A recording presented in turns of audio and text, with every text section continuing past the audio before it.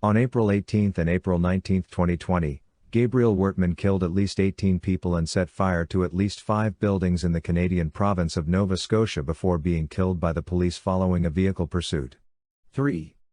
It is the deadliest attack involving the use of firearms in Canadian history, surpassing the 1989 École Polytechnique massacre, during which 15 people were killed.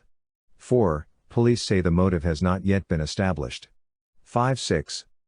On April 18, at around 11 p.m. ADT, Royal Canadian Mounted Police, RCMP, officers responded to multiple 911 calls regarding a gun-related incident in the community of Portapique, 130 kilometers, 81 miles, north of Halifax. 2578, 3 houses on Portapique Beach Road were found on fire, and at least 5 victims were located. They were gunned down as they tried to escape the flames. One of the first officers to respond to the scene reported by radio that they had yet to locate an armed suspect, and that it's very bad what's going on down here. 9:10. At 11:32 p.m., the RCMP sent a tweet asking residents of the area to stay inside with their doors locked, but no message was sent through the provincial emergency alert system. The investigation developed overnight, and by the morning of April 19, police said they were dealing with an active shooter situation. 25711.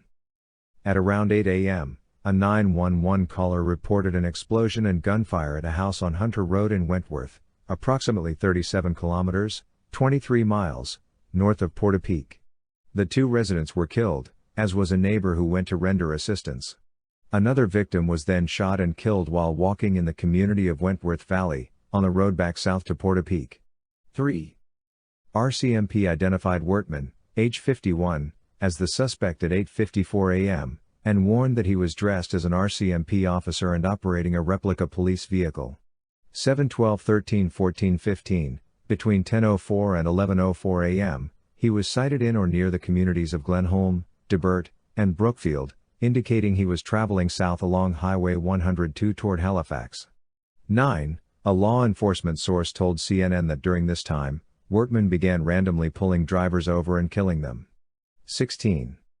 Sometime shortly before 11:24 a.m., Wortman encountered RCMP Constable Heidi Stevenson along Highway 2, in the community of Shubenacadie. Witnesses reported seeing Wortman run towards Stevenson and hearing an exchange of gunfire, which killed Stevenson and injured another officer. 15. 2 burning cars were observed at the scene, including an RCMP cruiser which may have been Wortman's replica.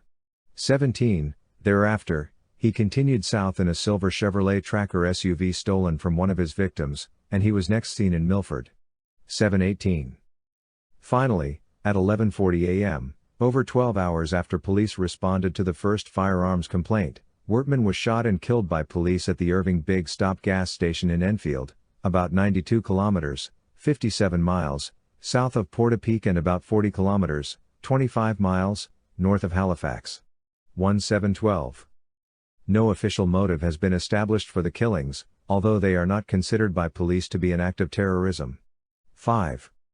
On the afternoon of April 20, RCMP Chief Superintendent Chris Leather said there were 16 crime scenes in total, including 5 structure fires, which were scattered over a distance of at least 50 kilometers, 31 miles. He said he expected the death toll to rise as these crime scenes are investigated further. 17. Citing an unnamed law enforcement source, CNN reported that the incident may have begun as a case of domestic violence at one of the homes in Portapique, where Wortman was allegedly trying to find a former partner. 16.